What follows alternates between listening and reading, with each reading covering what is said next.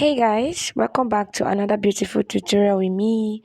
My name is Mimi. If you're stepping for the first time, you're highly welcome. Hit the subscribe button and turn on your notification bell. So in today's video, I'll be sharing with you how to go about drafting this beautiful shawl color blazer. If this sounds like something you're interested in, please keep on watching and let's get started.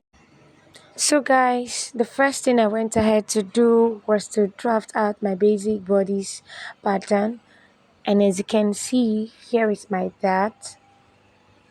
So the next thing I'll go ahead to do is to take 1 inch in front of my pattern down to the length of it. This is going to serve as our button allowance. So just go ahead and take yours like this down to the length of your jacket, and then go ahead and connect those dots together.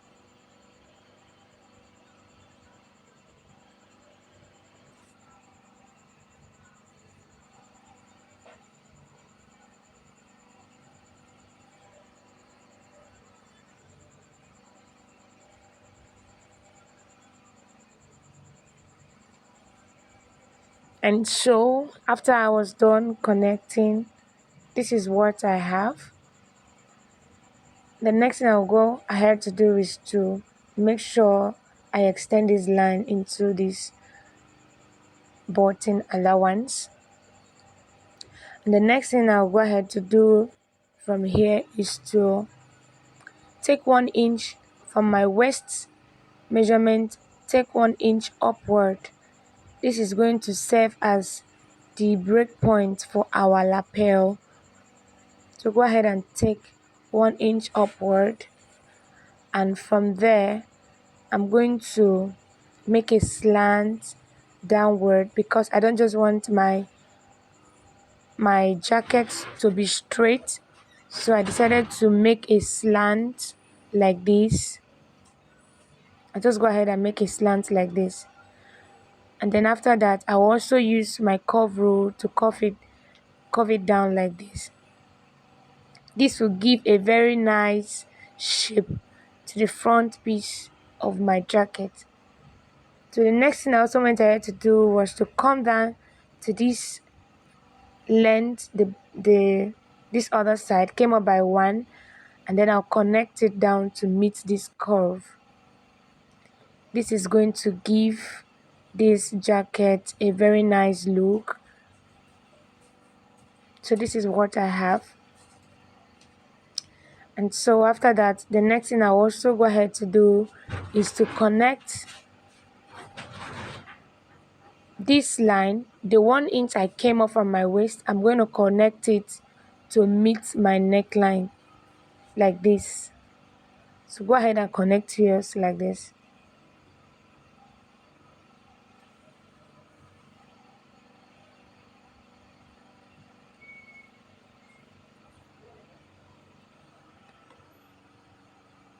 And so after I was done connecting, this is how it looks. This is what I have. So I also went ahead to attach a fresh paper up here because we'll be needing some measurements up here. So should in case you don't have enough space here, just go ahead and attach a paper. So from here I came up by 3. I got these 3 inches from the neck width I took previously. My neck width was 3, so I'll just go ahead and extend this line to meet the 3 inches dot I made on top of the new pattern paper. So go ahead and extend it like this, and then after that I'll just go ahead and take 0.5 from there backward, and then I'll go ahead and connect it like this, and then after that I will go ahead and use my curve rule to connect it to meet our neckline like this. So this is the new line we'll be working with now. This is the new line we're working with. will no longer make use of this other one. So I'll just go ahead and cancel this line so that we'll not be confused. So from here, you determine the width of your collar, how you want it to be. But for me, I'll be using 3 inches. You can decide to use 3.5 or 4 inches depending on what you want. For me, I am using 3 inches, so I'll just go ahead and connect it to meet this line. And then after I was done connecting, I'll also connect from there to meet this other point at the button area.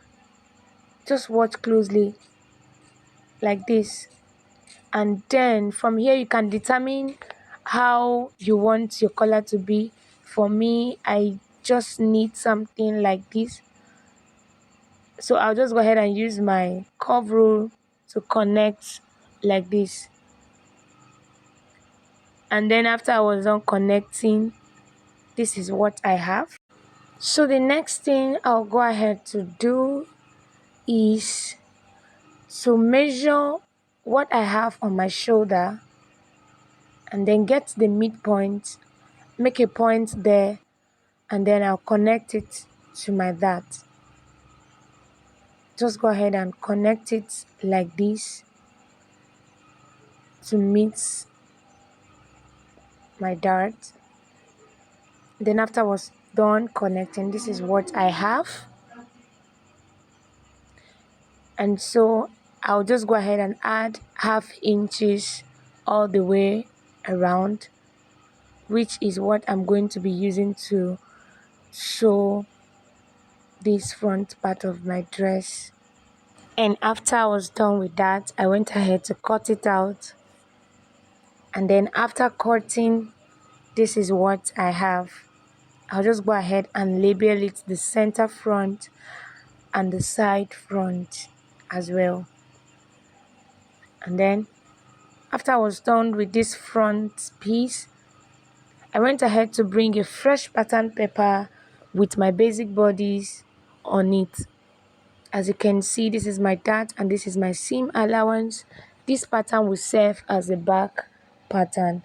So the first thing I will go ahead to do is to come in from my waist line.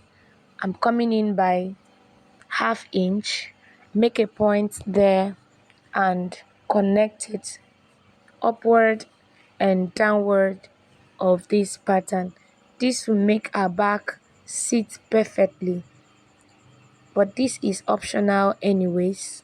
You can decide not to do this, but for me, I feel this is better because it will make the back piece of your dress relax more. So after I was done doing that, this is what I have. So the next thing I will do now is to also connect my darts to the shoulder, but before that I'll go ahead and measure what I have on the shoulder, get the midpoint, and then make a point there and connect it down to meet my dart. This is what I mean, like this. And so after this, the next thing I'll also go ahead to do is to come down to the bottom part of my dress, go up by 1. Remember, we did this already for the front piece. Go up by 1 and then make a slant like this. This will give this jacket a very nice look on this end. And then after I was done, I also went ahead to cut out and label them. So this is all for the pattern drafting of this tutorial. Stay tuned so you could be notified anytime I drop the sewing tutorial. Subscribe to my channel. See you in my next one. Bye.